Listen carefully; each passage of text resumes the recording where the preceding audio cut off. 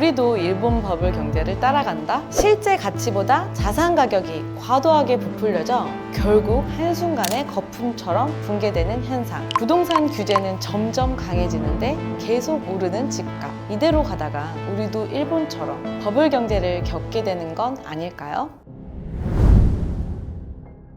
대출 규제에도 오르는 집값. 일간에서는 우리나라도 일본 버블 경제 따라간다 라는 말이 나오죠. 현재 세계 경제 1위인 미국보다 버블 경제 당시 일본의 집값은 몇 배나 더 비쌌습니다. 일부 땅은 평당 5억 원, 30평이면 150억 원을 넘어가죠. 지금 한국의 30평 아파트 평균값이 10억 원 안팎인 걸 생각하면 버블 경제 때 일본의 상황이 얼마나 비정상이었는지 알 수 있죠. 실제 가치보다 과도하게 부풀려졌다가 한순간에 무너져 내린 일본의 버블 경제. 그 여파로 일본은 장기 불황에 빠지며 이른바 잃어버린 10년을 겪게 됩니다. 근데 여기서 이런 의문이 듭니다. 우리나라 집값 그 정도는 아닌데 왜 우리도 일본의 버블 경제를 따라간다 라는 우려의 말이 나오는 걸까요? 답은 일본의 버블기와 지금의 한국의 공통점에서 출발합니다. 첫째, 금리의 공통점. 일본의 버블 경제가 시작되던 시기의 금리는 2.5%, 지금 한국의 금리도 2.5%입니다. 둘째, 여전한 집값 상승 현상. 정부가 6.27 대책으로 주택담보대출을 6억 원까지로 제한했지만 서울 아파트 값은 여전히 오르고 있는 추세입니다. 셋째, 외국인의 부동산 투기 현상. 부동산 시장이 활발하면 외국인 투기도 늘어납니다.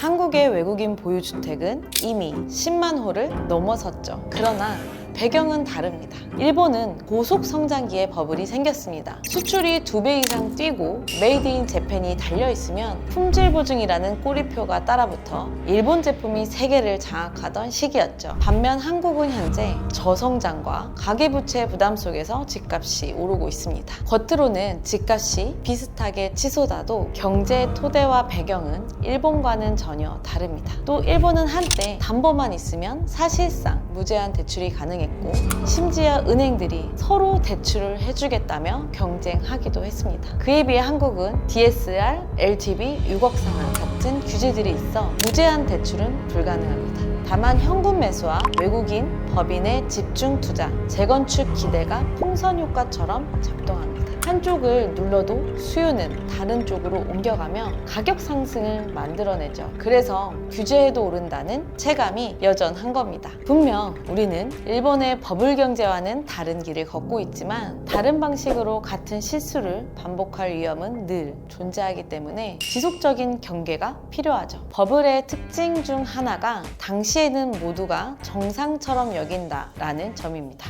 일본은 버블 시절에도 시민, 언론인, 공무원 그 누구도 그것이 버블임을 알아차리지 못했죠. 이번에는 다르다. 핵심지는 안 떨어진다는 말이 퍼졌고 지금 한국에서도 핵심지는 버티거나 오르는 추세가 이어지며 기대와 함께 우려가 뒤섞이고 있습니다. 우려하는 것처럼 버블 경제의 굴레에 빠지지 않으려면 우리는 무엇을 경계해야 할까요? 첫 번째, 환율 급등. 두 번째, 정책의 급변. 세 번째, 청년 고용 악화와 자영업 부진. 네 번째, 자산 과열 흐름. 결국 중요한 건 이 신호들이 겹쳐서 켜지는 순간을 경계하는 일입니다. 현재 6.27 대책에 이어 9.7 대책까지 발표하며 정부는 대출 규제를 강화했지만 서울 집값은 여전히 상승세를 보이고 있죠. 규제 사이에는 여전히 빈틈이 존재하기 때문에 현금이 많은 사람들은 버블이 우려돼도 투자를 이어갑니다. 떨어지기 전에 차익 실현을 할 수 있다고 보기 때문이죠. 반대로 자금이 애매한 사람들은 매수도 매각도 어렵습니다. 그래서 시장은 점점 사는 사람만 사는 시장으로 바뀌고 있습니다.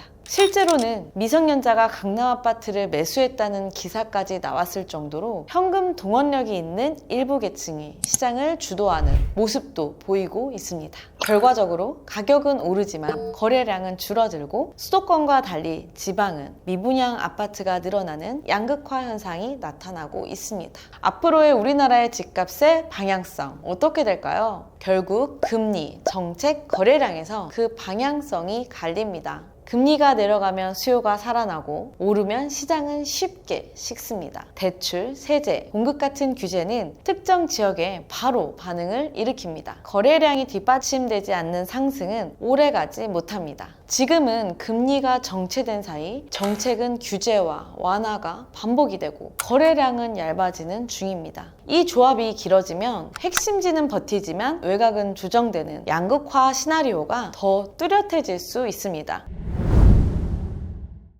현재 우리나라는 일본의 버블 경제와 다르게 걷고 있지만 비슷한 실수를 다른 방식으로 반복할 위험은 늘 존재합니다. 과거 정책의 효과는 뒤늦게 나타나기에 금리와 현재 정책, 거래량, 부채를 꾸준히 공부하고 한쪽에만 전부 투자하지 않고 안정성과 수익성을 분산하여 투자하는 전략을 짜야 합니다. 여러분은 한국의 버블 경제와 어떻게 생각하시나요? 댓글로 자유롭게 여러분의 생각을 남겨주세요. 그럼 저는 다음 영상으로 찾아뵙겠습니다. 빌딩 진영 쌤이었습니다.